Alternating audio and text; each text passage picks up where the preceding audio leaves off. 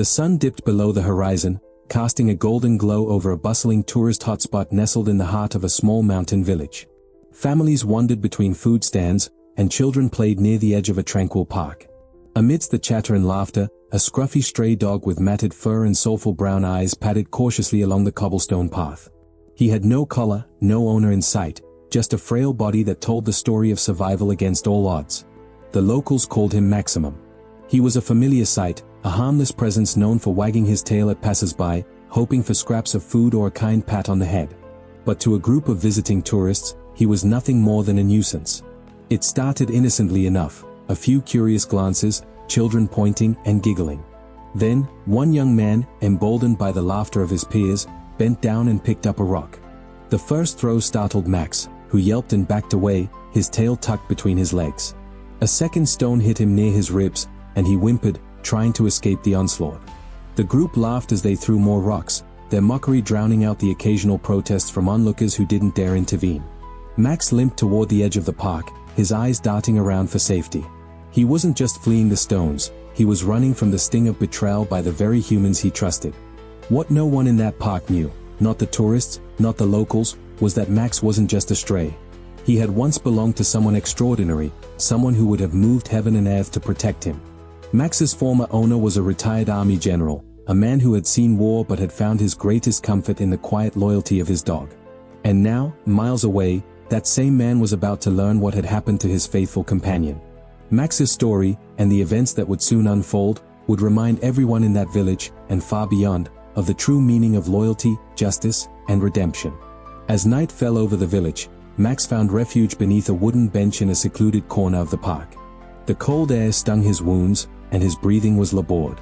The stars above seemed indifferent to his pain, twinkling as if nothing had changed in the world. But change was on its way, closer than anyone expected.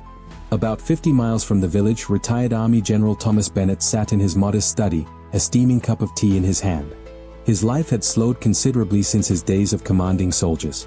The medals and commendations on his walls told the story of a man who had lived through unimaginable trials, but the framed photographs on his desk told a different story, a softer one.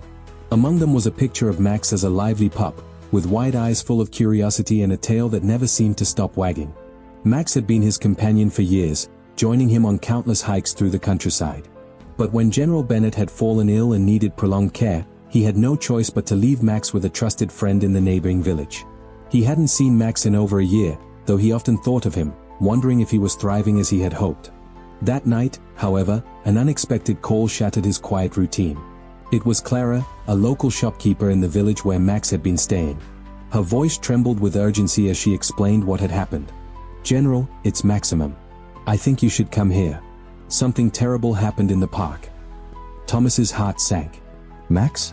What do you mean? Is he hurt?" Clara hesitated. "A group of tourists, well, they threw rocks at him. He's alive, but he's hurt. He's hiding somewhere in the park." The general didn't need to hear another word. He hung up, grabbed his coat, and prepared to leave. His years of military discipline kicked in, his movements precise despite the growing fury in his chest. Max wasn't just a dog to him, he was family. Meanwhile, back in the village, the tourists who had thrown the rocks continued their evening as if nothing had happened. They laughed over drinks at a local tavern, recounting their adventure with no remorse. The locals who had witnessed the incident shook their heads in disgust but felt powerless to confront them.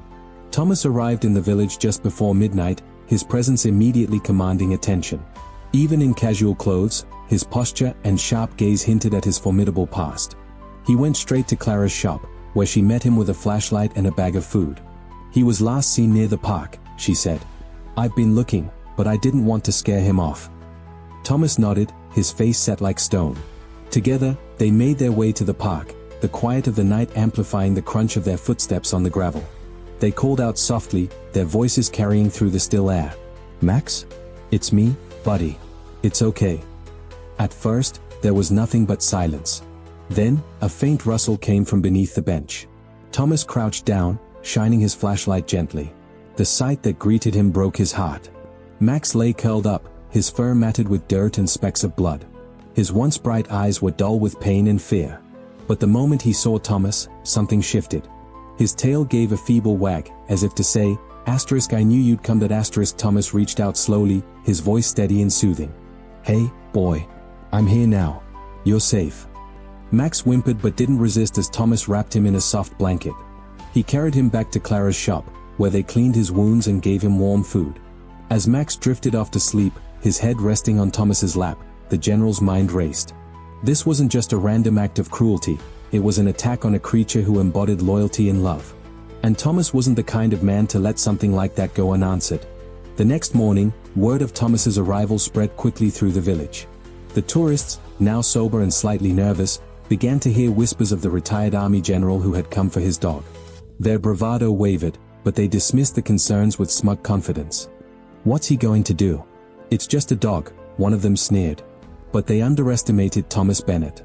By mid-morning, he had spoken to every witness in the park and gathered enough details to identify the perpetrators. With his military precision and commanding presence, he coordinated with the local authorities, ensuring that justice would be served. However, for Thomas, this was about more than punishment. It was about redemption. He wanted the tourists to understand the weight of their actions, to face the pain they had inflicted, and grow from it. And so, he began to formulate a plan, one that would leave a lasting impression, not just on them, but on the entire village. The morning sunlight filtered through the trees as Thomas stepped out of Clara's shop, Max resting inside on a soft bed. Though Max was still weak, there was a noticeable spark in his eyes that hadn't been there the night before. The villagers, who had grown curious about Thomas's presence, gathered quietly nearby, watching the general with a mix of awe and apprehension. Thomas addressed them with calm authority. I've identified the people responsible for harming Maximum. But this isn't just about them. It's about us, as a community. We can't allow cruelty like this to go unchecked, not here, not anywhere. The crowd murmured in agreement. Many villagers had felt ashamed that no one had stepped in to stop the incident. It wasn't just the tourists who needed to learn a lesson, it was everyone who had witnessed the cruelty and turned a blind eye. That afternoon, Thomas set his plan into motion. He arranged a meeting with the village mayor and the local constable, laying out his proposal. It wasn't just about arresting the tourists, it was about creating an opportunity for education and accountability. The mayor, a pragmatic man who respected Thomas's reputation, agreed. Meanwhile, Thomas paid a visit to the tavern where the tourists were staying. The atmosphere shifted the moment he walked in. His presence was magnetic, his gaze sharp enough to cut through the air. The group of 4 men and 2 women who had tormented Max sat at a corner table, their laughter faltering as they noticed him. Thomas approached them without hesitation. You must be the ones I've been looking for. One of the men, tall and broad-shouldered, leaned back in his chair with forced bravado. And who's asking? Thomas Bennett, he replied simply, his voice steady. Retired general. And the owner of the dog you hurt. The room fell silent. A waitress froze mid-step, her tray trembling slightly in her hands. The tourists exchanged uneasy glances, their earlier confidence beginning to wane. We didn't know it was your dog, one of the women said, her voice defensive. That's not the point, Thomas replied, his tone calm but unyielding. It doesn't matter whose dog it was. What matters is that you thought it was acceptable to harm an innocent creature. That speaks to your character, or lack thereof. The tall man smirked, trying to reclaim some control. Look, it's just a dog. Why are you making such a big deal out of this? Thomas leaned in slightly, his eyes locking onto the man's. It's never just a dog. It's about respect, for life, for others, and for yourself. And if you can't understand that, then I'll make sure you do. Before the man could respond, Thomas straightened up and stepped back. You have an opportunity here. You can face the consequences of your actions the easy way, or you can do it the hard way. But either way, you will face them. With that, he turned and left, leaving the tourists to stew in their unease. That evening, the village square was transformed. Lanterns were strung up, and chairs were arranged in a semicircle around a small stage. News of Thomas's initiative had spread, and nearly everyone in the village had gathered to see what would happen. The tourists arrived reluctantly, escorted by the constable. They looked nervous but defiant, clearly unsure of what to expect. Thomas stepped onto the stage, his commanding presence silencing the murmurs of the crowd. Thank you all for being here. Tonight isn't about punishment. It's about understanding, about looking at ourselves and asking what kind of people we want to be. He gestured to a screen set up beside him. With a nod, Clara, who was operating the projector, began a slideshow of photographs. Each image told a story: dogs and other animals rescued from neglect and abuse, their injuries and scars a stark reminder of human cruelty. The audience gasped at the sight of some of the images, their discomfort palpable. "This is what happens when we forget our humanity," Thomas said, his voice steady but filled with emotion. "When we treat life as disposable. When we fail to stand up for what's right." He paused, letting his words sink in. Then, he turned to the tourists. "You've seen the consequences of actions like yours. But it doesn't have to end there. You have the chance to make it right." The tall man from the tavern scoffed. "And how exactly do you expect us to do that?" Thomas smiled faintly, though there was no humor in it. "You're going to spend the next 2 weeks helping this community rebuild its animal shelter. You'll care for the creatures you once thought of as insignificant. And in the process, you might just learn something about yourselves." The tourists exchanged incredulous looks. "You can't force us to do that," one of the women protested. Thomas raised an eyebrow. "You're right. I can't force you. But if you refuse, I'll ensure that the authorities back home know exactly what kind of people you are. And trust me, that will follow you for a long time." The weight of his words hung in the air. Slowly, the tourists nodded, their resistance crumbling under the combined pressure of Thomas's authority and their own guilt. The next morning, the tourists gathered reluctantly at the village's animal shelter. It was a modest building in dire need of repairs. Fences were broken, kennels rusted, and supplies scattered in disarray. The faint smell of hay and disinfectant lingered in the air, mingling with the soft barks and whimpers of the shelter's residents. Thomas stood waiting for them, arms crossed, with Clara and a few volunteers by his side. "Well," Thomas said, his voice firm but measured, "this is where you'll be working. 2 weeks, from dawn until dusk. You'll clean, repair, and feed the animals. You'll learn what it means to care for lives you've taken for granted." The group exchanged glances, their earlier defiance replaced by a mix of discomfort and unease. The tall man, who had been the most vocal the previous evening, muttered under his breath, "We're not exactly handy." Clara stepped forward, her warm but no-nonsense demeanor cutting through their hesitance. "Good thing we're here to teach you. Grab some gloves and follow me. Time to get started." The tourists shuffled behind Clara as she led them toward the storage area, where brooms, shovels, and other cleaning tools awaited. Thomas watched them go, his expression unreadable. Beside him, a volunteer named Jack chuckled softly. "Think they'll last 2 days?" Jack asked. Thomas's lips twitched in what might have been a faint smile. "They'll last. Whether they change is up to them." The first day was grueling. The tourists were tasked with cleaning the kennels and feeding the animals, a process far messier and more time-consuming than they'd anticipated. Clara kept a close eye on them, stepping in to correct sloppy work or show them how to handle the animals safely. Despite their grumbles and complaints, the tourists gradually fell into a rhythm, the initial awkwardness of the task giving way to begrudging effort. By midday, the group gathered under a shady tree for a short break. Their faces were flushed from the sun, their clothes streaked with dirt and sweat. A small terrier approached one of the women, tail wagging hesitantly. She froze, unsure of how to react. "It's okay," Clara encouraged, kneeling beside the dog. "He's just saying hello. Hold out your hand so he can sniff it." The woman hesitated but eventually extended her hand. The terrier sniffed it cautiously before giving a tentative lick. A small, almost imperceptible smile flickered across her face. "I didn't think they'd be this gentle." "They're like people," Clara said. "You show them kindness, and they'll give it back tenfold." That evening, Thomas reviewed the day's progress with Clara and Jack.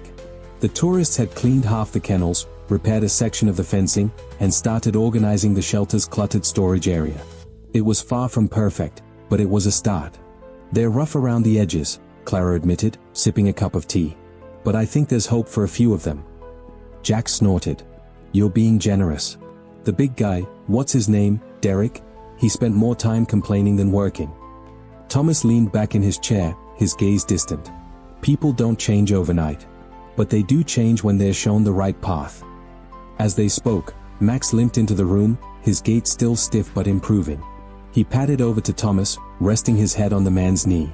Thomas scratched behind Max's ears absent-mindedly, his focus on the conversation.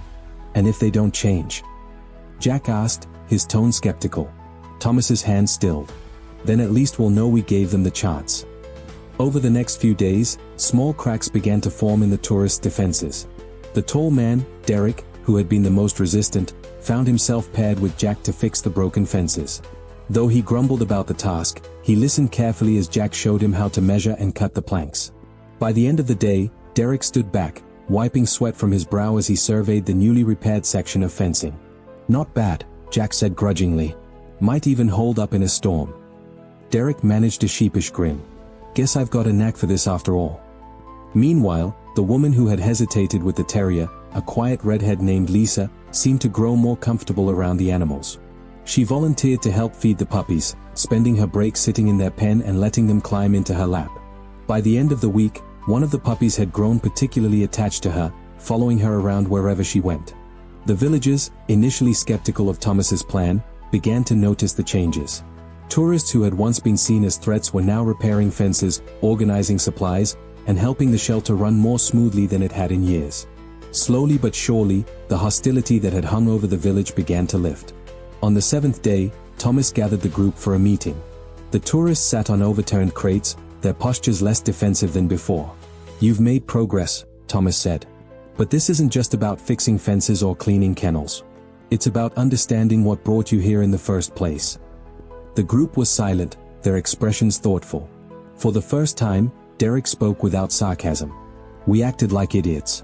No excuses for it. But I guess we're trying to make it right." Thomas nodded, his expression softening. "That's all anyone can ask for." The next phase of the tourists' rehabilitation brought unexpected challenges. While their work had improved, tension still simmered under the surface. Derek, despite his newfound competence with tools, remained quick to snap at others when frustrated. Lisa's growing bond with the animals had earned her teasing from another member of the group, a sharp-tongued woman named Karen, who often questioned why Lisa spent so much time with the dogs instead of focusing on the real work. It wasn't long before the friction boiled over. One afternoon, as Derek struggled to hammer in a stubborn nail for a new kennel frame, Karen passed by, carrying a bucket of water. "Maybe if you hit the nail instead of the wood, it would actually go in," she quipped. Derek straightened, his jaw tightening. "You want to try? Be my guest." "Unlike you," Karen shot back, "I know my limits. I stick to what I'm good at, like keeping things clean, which is more than I can say for your sloppy work." Before Derek could respond, Lisa intervened, stepping between them. "Enough. We're all tired, but snapping at each other isn't helping." Karen rolled her eyes. "Oh, of course. Saint Lisa, defender of puppies and people.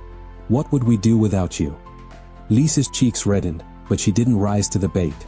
Instead, she turned to Derek. "Come on, let's finish this so we can call it a day." Karen muttered something under her breath as she walked away, leaving Derek and Lisa to exchange wary glances. "She's been like that since day one," Derek grumbled. "Don't know why she even bothers." "Maybe because she's trying, in her own way," Lisa said quietly. "We all have stuff we're dealing with."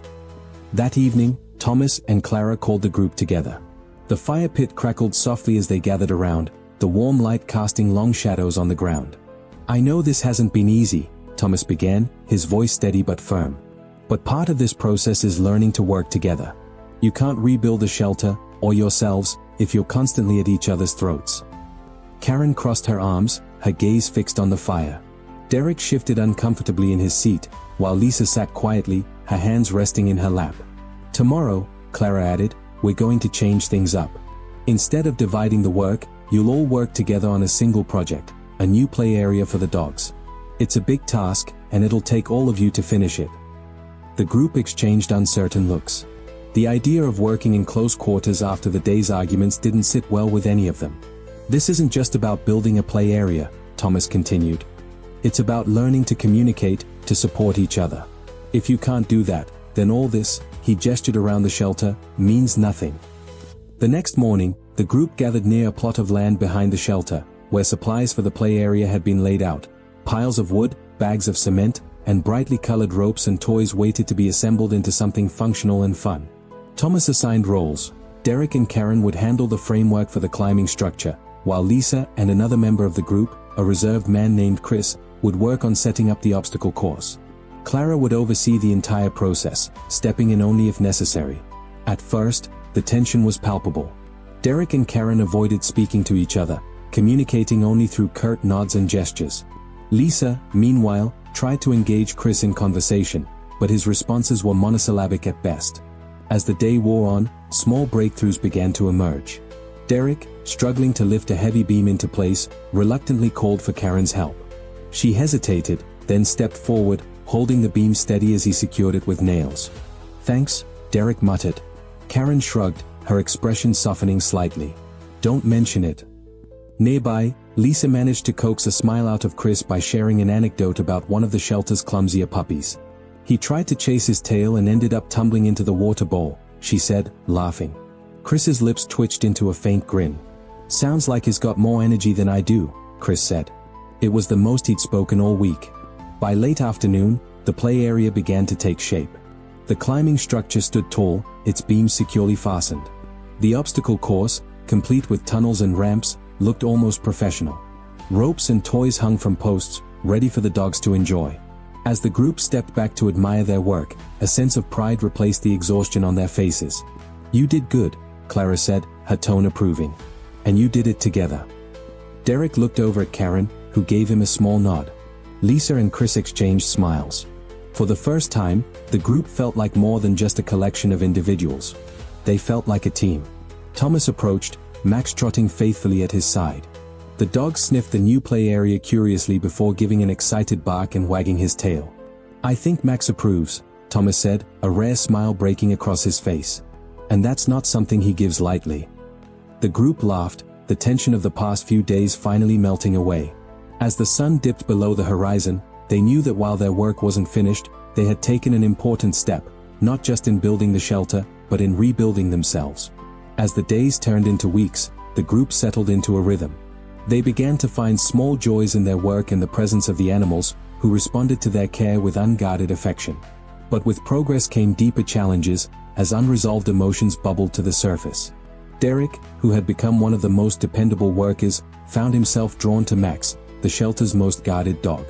Max had started following Derek during his tasks, watching him hammer nails or carry heavy bags of dog food with quiet curiosity. Despite the dog's initial wariness, Derek saw a reflection of himself in Max's cautious but hopeful gaze.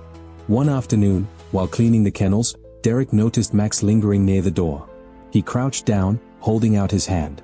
"Hey, buddy," Derek said softly. "You checking up on me?" Max hesitated, his ears twitching. Slowly, he stepped closer, his nose brushing Derek's hand. It was a small moment, but for Derek, it felt monumental. He had spent so long believing he didn't deserve trust or connection, and now here was Max, damaged but resilient, offering him a sliver of both. Lisa, on the other hand, faced her own struggles. Her bond with the shelter's newest arrival, a timid puppy named Daisy, had grown deeper by the day. Daisy had been found abandoned in a nearby field, her ribs visible under her thin coat and her eyes wide with fear. Lisa spent hours sitting near Daisy's kennel, coaxing her with soft words and gentle touches. Daisy's tail wagged tentatively whenever Lisa approached, a sign of progress that filled Lisa with pride. Yet it also stirred feelings she wasn't ready to face. One evening, as the group gathered for dinner, Lisa grew uncharacteristically quiet. Karen, who had begun softening toward Lisa after their earlier clashes, nudged her gently. "Something on your mind?" Karen asked. Lisa hesitated, then sighed. "Daisy reminds me of a dog I had growing up. Her name was Bella. She was my best friend." "What happened to her?" Karen asked, her tone uncharacteristically soft. Lisa's voice wavered. "When things got rough at home, I had to leave. I couldn't take Bella with me. She ended up in a shelter. I always wondered what happened to her." The group fell silent, the weight of Lisa's confession settling over them. "That's why you're so good with Daisy," Karen said after a moment. "You know what it's like to be abandoned." Lisa nodded, tears welling in her eyes. "I just don't want her to feel like I let her down." Meanwhile, Karen found herself grappling with her own emotional barriers. Despite her outward confidence, she struggled with feelings of inadequacy. She had taken on the role of organizing supplies and schedules, excelling in a way she hadn't anticipated. Yet every compliment from Clara or Thomas felt like a reminder of how far she'd fallen before arriving at the shelter. One night, as she sat alone by the fire, Thomas approached, carrying 2 mugs of steaming tea. "Mind if I join you?" he asked. Karen shrugged. "It's a free country." Thomas sat down, his gaze thoughtful. "You've been doing good work. The others look up to you." Karen scoffed. "Yeah, right. I'm just bossy enough to keep them in line." "It's more than that," Thomas said. "You've taken charge in ways most people wouldn't. That's leadership. And I think it scares you. Karen stared into the flames, her defenses slipping. It's just, when you mess up as badly as I have, it's hard to believe you can do anything right. Thomas nodded, his expression empathetic. I get that. But you're here, aren't you? Doing something that matters. That says more about who you are than any mistake you've made. Karen didn't respond, but a flicker of hope sparked in her eyes. As the group navigated their individual struggles, a new challenge emerged. An incoming storm threatened to damage the shelter's fragile structures. Thomas gathered everyone in the common area to discuss their plan. The storm's going to hit hard, he said. We need to secure the kennels and move the most vulnerable animals inside. The group sprang into action, their teamwork now fluid and instinctive. Derek and Karen worked side by side to reinforce the outdoor structures, their earlier animosity replaced by mutual respect. Lisa focused on calming Daisy, who trembled as the wind began to howl. Even Chris, who often kept to himself, joined in, his quiet determination inspiring others. As the storm raged outside, the group huddled in the main building, surrounded by the animals they had worked so hard to protect. The power flickered, but their spirits held steady. In the dim light, Derek spoke up. You know, I used to think I was useless. But being here, seeing what we've done, it's starting to feel like I'm worth something. Lisa nodded, her hand resting on Daisy's head. Me too. Karen, for once, said nothing, but her small smile spoke volumes. Thomas looked around the room, his heart swelling with pride. You've all come a long way, he said. And this is just the beginning. The storm passed, leaving a trail of minor destruction in its wake. Fallen branches littered the grounds, and the outdoor kennels had sustained damage despite their best efforts. But the shelter, and the animals, had weathered the worst.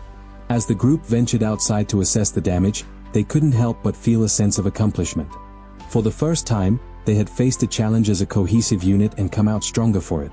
However, as the morning light illuminated the grounds, a chilling discovery shattered their brief respite. Derek was the first to notice the footprints.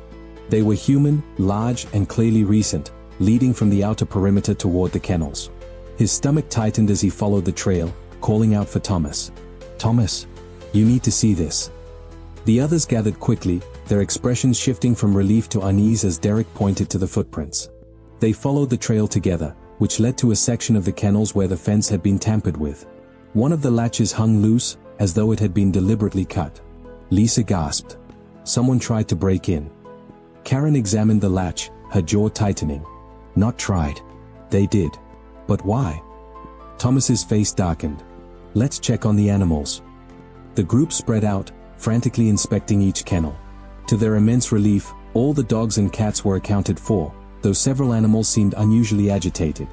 Max, in particular, growled softly, pacing in his enclosure with his ears pinned back. This doesn't make sense, Karen muttered. Why would someone break in and then leave without taking anything? Lisa looked toward the tree line, her voice trembling. What if they weren't after the animals? What if they were after us? A heavy silence fell over the group. The idea hung in the air, unspoken but impossible to ignore. That evening, Thomas called a meeting in the common area. The room felt colder than usual, the flickering firelight casting long shadows on the walls. Everyone sat close together, their earlier camaraderie now laced with tension. We need to be prepared, Thomas said, his voice steady but firm. Whoever was out there might come back. Until we know more, we can't take any chances. What do we do? Lisa asked, holding Daisy protectively in her lap. For starters, Thomas replied, we'll secure the grounds. Karen, Derek, and I will reinforce the fences and install sensor lights. Lisa, I need you to focus on keeping the animals calm. Chris, you'll help monitor the cameras. Karen crossed her arms. And what if they do come back? What then? Thomas met her gaze evenly. We'll deal with it. Together. The group nodded, though unease lingered in their eyes. As they dispersed to their tasks, Lisa lingered behind, watching Thomas thoughtfully. Do you think it could be him? She asked hesitantly. Thomas's jaw tightened. I don't know. But we're not taking any chances. The following days were a blur of activity. Derek and Karen worked tirelessly to fortify the shelter's defenses, their banter from earlier weeks replaced by a quiet determination. They erected additional barriers around the kennels and installed the lights Thomas had ordered. Each flick of a hammer and twist of a wrench felt like a small victory against the unknown threat. Lisa spent her time with the animals, particularly Daisy, whose anxiety seemed to mirror her own. She spoke softly to the puppy, her voice a balm against the tension in the air. "It's okay, Daisy," she murmured, stroking the dog's soft fur. "We'll keep you safe. I promise." Meanwhile, Chris manned the surveillance equipment, his sharp eyes scanning the grainy footage for any sign of intruders. He seemed oddly at ease in his role, as though the act of watching provided him with a sense of control he hadn't felt in years. But it was Thomas who bore the brunt of the group's unease. He moved from task to task with a calm efficiency, but his eyes betrayed the weight of responsibility he carried. Every creak of a floorboard, every rustle of wind outside, seemed to put him on edge. Late one night, as the others slept, Thomas stood watch by the window. The motion sensor lights outside cast eerie pools of light across the grounds, illuminating the swaying trees and empty kennels. He sipped his coffee, his thoughts swirling with possibilities. The creak of a floorboard behind him made him turn sharply. It was Karen, clutching a blanket around her shoulders. "Couldn't sleep?" she asked. Thomas shook his head. "Too much on my mind." Karen joined him at the window, her gaze fixed on the dark woods. "You think it's over?" "No," Thomas admitted. "But we're ready if it's not." Karen hesitated, then said, "You know, you've got a knack for this." "For what?" Thomas asked. "Leading. Keeping us together. Making us feel like we're not just a bunch of screw-ups." Thomas chuckled softly. "You're not screw-ups, Karen. You're survivors. And survivors don't give up." Karen didn't respond, but her silence spoke volumes. As dawn broke over the shelter, Chris burst into the common area, his face pale. "Guys, you need to see this," he said, holding up his laptop. The group gathered around the screen, where footage from the previous night played. At first, it showed nothing unusual, just the swaying trees and the occasional flicker of the motion sensor lights. But then, at exactly 3:17 a.m., a shadow moved across the frame. That wasn't an animal. It was a person. The figure paused near the kennels, silhouetted against the faint light. They appeared to be holding something, a long, thin object, but the image was too blurry to make out any details. After a few moments, the figure turned and disappeared into the woods.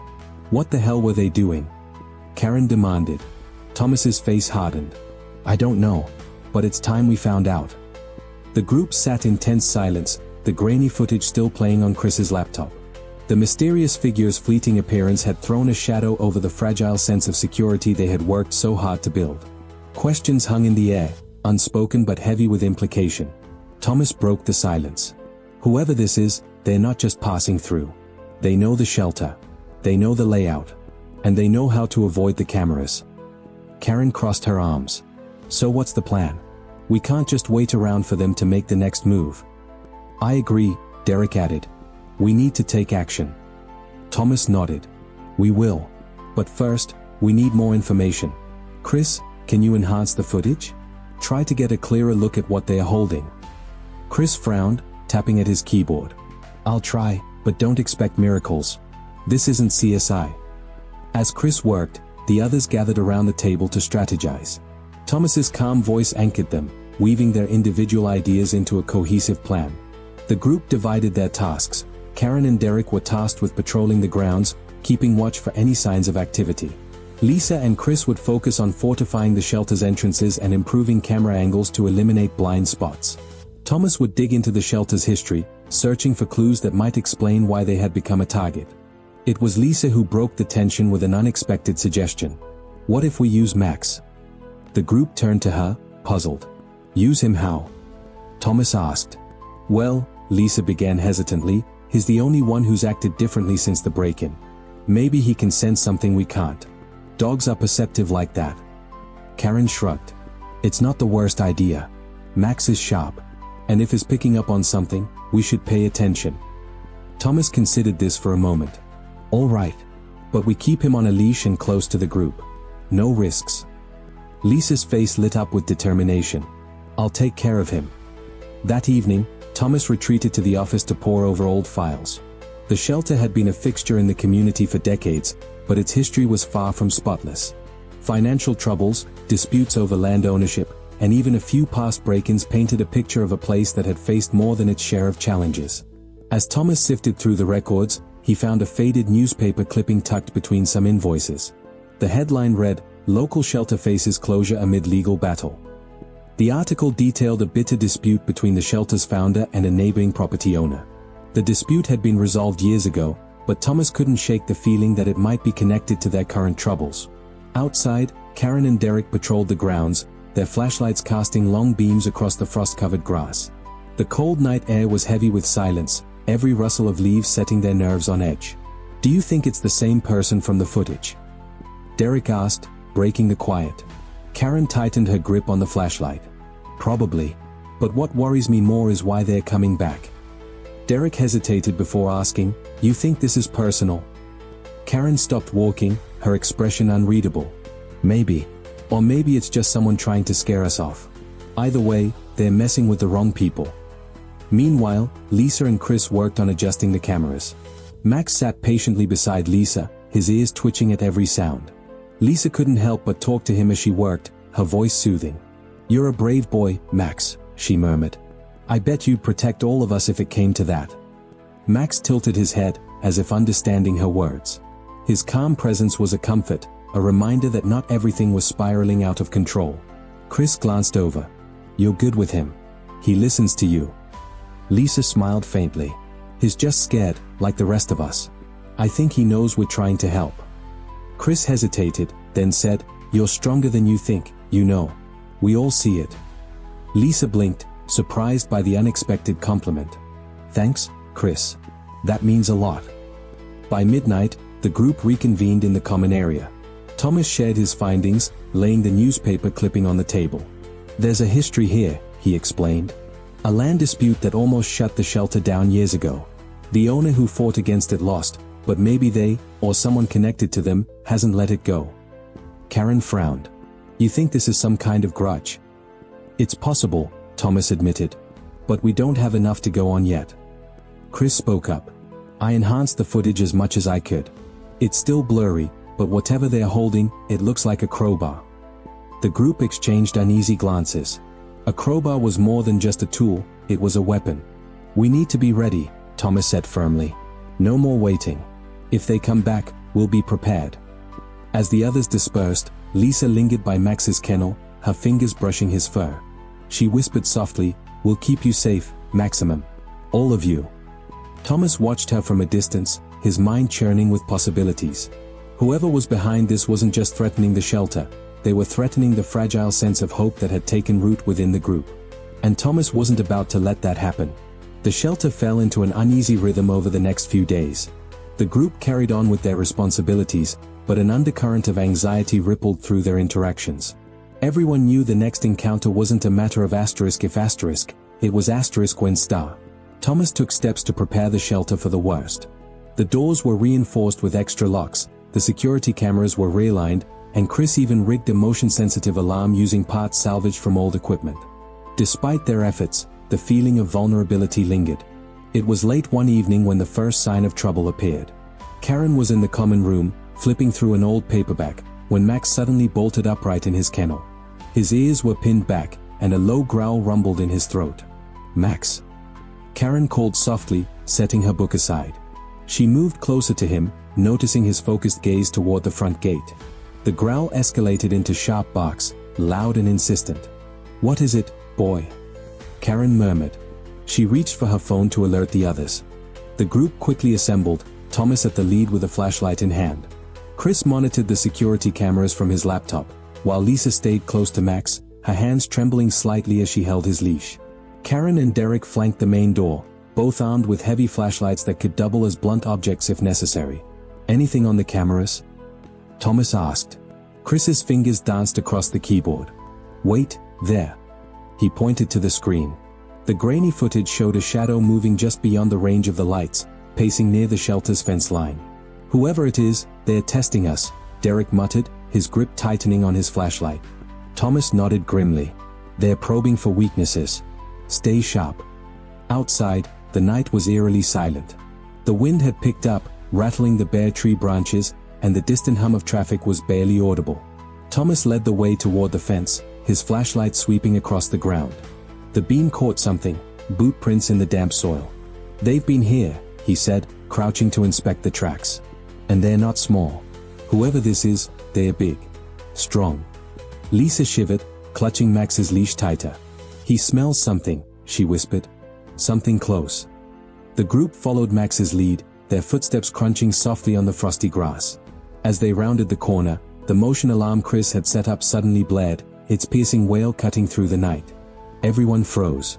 "There!" Karen hissed, pointing toward the shadows near the storage shed. The beam of Thomas's flashlight swept over a figure, tall and hooded, crouched near the shed's door. The person froze for a split second before bolting, their heavy boots pounding against the ground. "Stop!" Thomas shouted, breaking into a sprint. Karen and Derek followed, their flashlights bouncing wildly as they ran. Lisa stayed back with Max, her heart racing as she watched the scene unfold. The intruder was fast, but Thomas was faster. He closed the gap quickly, tackling the figure near the edge of the fence. They both went down hard, the sound of their struggle echoing in the stillness. "Get off me," the intruder snarled, thrashing violently. Thomas held firm, using his weight to pin the person to the ground. Karen and Derek arrived seconds later, helping to secure the intruder. The hood fell back, revealing a weathered face, sharp with anger but tinged with desperation. "Who are you?" Thomas demanded, his voice low and controlled. The man glared up at him. "None of your business." "It became our business the moment you started stalking this place," Karen snapped. The man's eyes flicked between them, calculating his next move. But he was outnumbered and outmatched.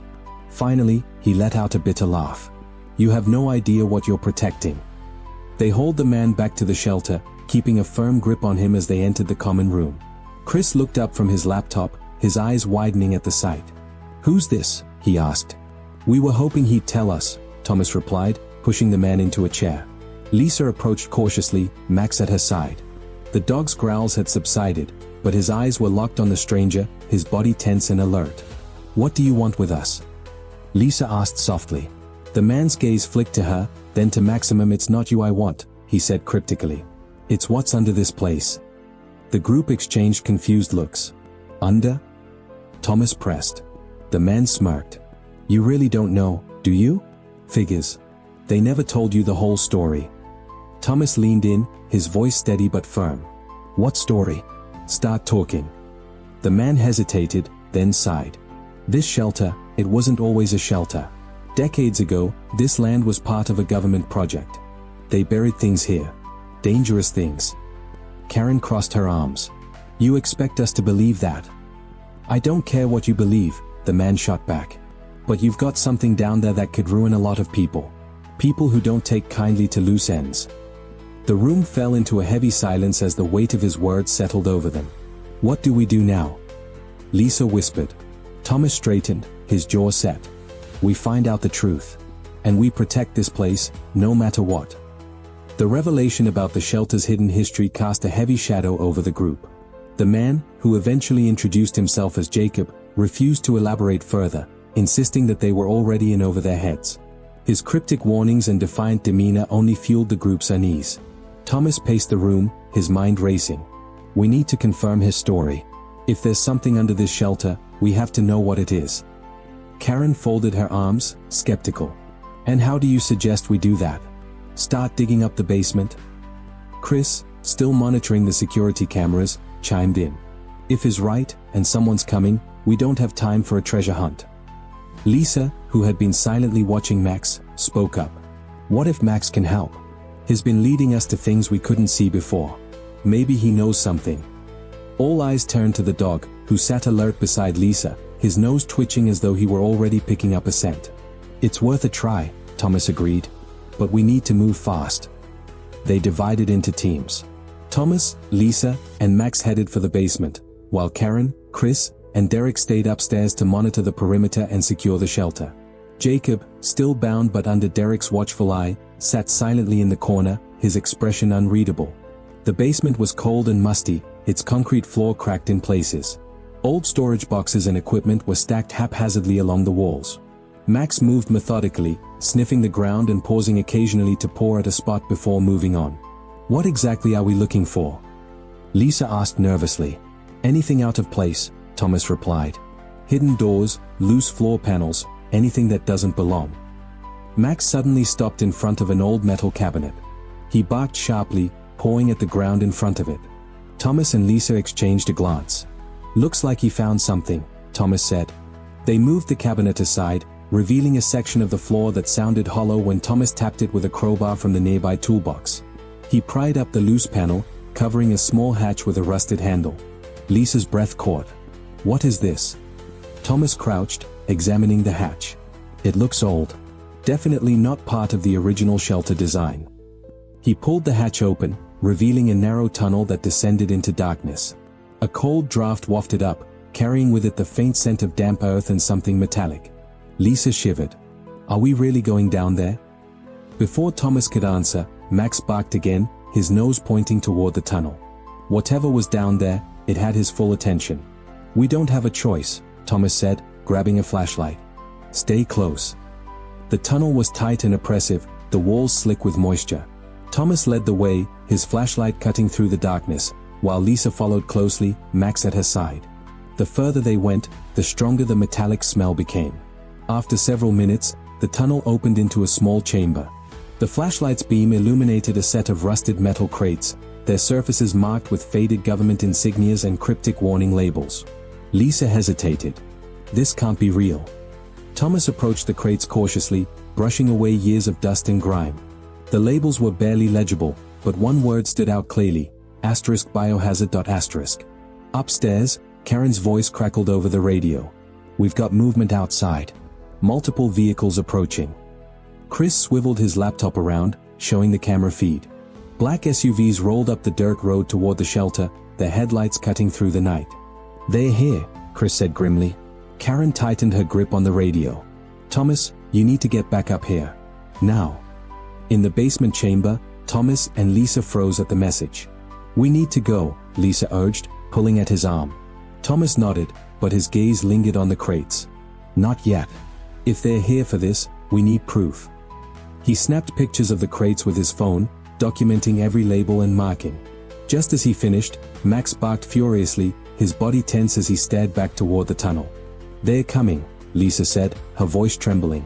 Thomas grabbed her hand. Let's move. They raced back through the tunnel, Max leading the way. By the time they emerged in the basement, the sound of footsteps echoed from above, heavy, deliberate, and accompanied by muffled voices. Karen met them at the basement door, her flashlight beam jittery with adrenaline. They're inside. Armed. Thomas's jaw tightened. How many? At least 6, Karen replied. And they're not here to negotiate.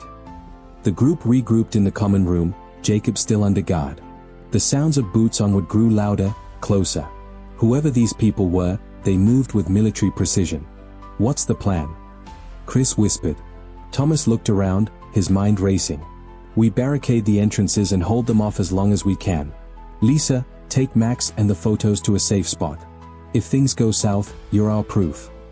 Lisa hesitated, fear and determination warring on her face. Finally, she nodded. Okay. Be careful. Thomas crouched beside Max, stroking his fur. Take care of her, boy. Max licked his hand, his eyes shining with loyalty and understanding. The group braced for the inevitable confrontation. The sound of a heavy object slamming against the front door signaled the beginning of a battle none of them had anticipated. The first slam against the door was followed by a deafening silence. The group huddled together in the main room, their improvised weapons and determined faces betraying the anxiety that gripped them. Max, sitting beside Lisa in a concealed corner, let out a low growl, his ears flat against his head. Thomas adjusted his grip on the crowbar. They're trying to psych us out. Stay calm. Another slam, and the door frame creaked under the force. Then, a voice, calm, commanding, rang out from the other side. Jacob, you know why we're here. Let us in, and no one has to get hurt. The group turned to Jacob, who smirked despite the tension. If you think they're bluffing, you're dead wrong. These people don't leave loose ends. Thomas stepped forward, his voice steady. We don't want any trouble. Leave now, and we'll pretend this never happened. The voice responded, colder this time. You've already made it our business. Open the door, or we'll come in. The next blow sent the door flying open, the wood splintering as armed men stormed inside. They were dressed in black tactical gear, their faces obscured by masks. The leader, carrying himself with the air of someone used to being obeyed, scanned the room. Secure the area, he ordered, his voice devoid of emotion. The group scattered. Thomas and Karen flipped a table, using it as cover, while Chris dove for the storage room. Lisa clutched Max, holding him back as he barked furiously, his instincts to protect overriding any fear. The intruders moved with mechanical precision, spreading out and checking every corner. One of them spotted Jacob and aimed his rifle. "On your feet, Jacob." Jacob raised his hands but didn't move. "Took you long enough. Thought maybe you'd forgotten about me." The leader approached, his rifle trained on Jacob. "You're a liability. Hand over what you know, and we'll make this quick." Thomas, from behind the overturned table, shouted, "He's not going anywhere with you." The leader turned, his mask concealing any emotion. "You must be Thomas. Always the hero." He gestured sharply to one of his men. "Bring him out." Two intruders advanced toward the overturned table, rifles poised. Thomas knew he couldn't hold them off for long. Before he could act, a blur of fur and motion shot past him. Max launched himself at the nearest intruder, jaws clamping onto the man's arm with a force that made him scream. The rifle clattered to the floor. "Max, no!" Lisa shouted, but the dog wouldn't relent. He growled, his teeth digging deeper as the man flailed. The leader raised his weapon toward Maximum. "Enough," he barked. Lisa threw herself into the open, hands raised. "Stop. Don't hurt him." The leader hesitated, and that moment was enough for Thomas to spring into action. Grabbing the fallen rifle, he slammed its butt into the second intruder's knee, sending the man to the ground. The room erupted into chaos. Karen threw a chair at one of the attackers, giving Jacob the chance to grab a fire extinguisher. He sprayed its contents wildly, filling the room with a dense fog. The intruders faltered, their vision obscured. "Everyone out!" Thomas shouted. He grabbed Lisa's arm, pulling her toward the back door. As they scrambled through the fog, Max still growling and snapping at the intruders, the leader's voice rang out. "Find them. Secure the exits." The group burst through the back door into the cold night air. They ran for the tree line, the sounds of shouts and footsteps growing distant. Max limped slightly but stayed at Lisa's side, his eyes scanning the darkness for any threats. Jacob turned to Thomas, panting. "This isn't over. They'll track us." "We'll deal with that when it happens," Thomas said firmly. "For now, we get somewhere safe." The leader emerged from the smoke-filled house, his piercing gaze sweeping the area. "They're running," he growled. "But they won't get far." Deep in the woods, the group paused to catch their breath. Karen looked back, her voice trembling. "We can't keep running forever. They're professionals." "We're not going to," Thomas replied, his tone resolute. "We'll make a stand. Together." Max let out a low growl, his ears perked toward the direction of the house. Lisa knelt beside him, stroking his fur. "He saved us twice tonight. We have to trust him." Jacob smirked. "Well, if the dog's got a plan, I'm all ears." Thomas stepped forward, determination written across his face. "No more running. If they want to fight, we'll give them one." The group exchanged determined glances. Their fear was now tempered by resolve. Max barked sharply, as if signaling his agreement. They didn't have much, but they had each other, and they had Maximum. And sometimes, that was enough to turn the tide. The night wasn't over, but they weren't giving up. Together, they would face whatever came next. As the sun began to dip below the horizon, casting the forest in hues of amber and crimson, Thomas and the group worked swiftly. They used the natural terrain to their advantage, setting up makeshift barriers and positioning themselves strategically. Max, though physically a dog, seemed almost human in his understanding. He moved silently among the group, offering comfort with his presence, as if reminding them that courage was not the absence of fear but the ability to act despite it. The intruders' voices echoed in the distance, growing louder as they approached. The group's tension was palpable, but they held their ground, each drawing strength from Max's unwavering calm. Lisa, usually reserved, whispered, "No matter what happens, we stay together. Max taught us that." Moments later, the intruders emerged from the shadows. Their leader sneered at the sight of the ragtag group, dismissing them as no threat. "You think you can stop us?" he taunted. But before he could take another step, a deep growl rumbled through the clearing. Max stepped forward, his frame illuminated by the fading sunlight, his eyes locked onto the leader. And for a moment, everything was still. Then, with a sharp bark, Max lunged, not in attack, but to protect. His action startled the intruders, giving the group the opening they needed. Using the element of surprise, Thomas and the others executed their plan. A branch snapped, a stone rolled, and chaos erupted as the group pushed back against the invaders.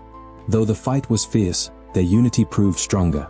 Max darted between the combatants, his presence both inspiring and distracting the intruders. One by one, the attackers faltered, disoriented by the group's resolve and the dog's relentless vigilance. Eventually, the leader, bloodied and defeated, called his men to retreat. "This isn't over," he spat, clutching his side as they stumbled back into the woods. But everyone present knew it was more bluster than promise. As silence reclaimed the forest, the group stood in a circle, catching their breath. Max trotted over to Lisa, resting his head on her lap, as if to say, "It's over now." Tears streamed down her face as she stroked his fur, the emotions of the day overwhelming her. Thomas broke the silence. "We did it. Together." His voice cracked, but it was filled with pride. And it was because of Maximum. He reminded us of what we're capable of when we stand for what matters.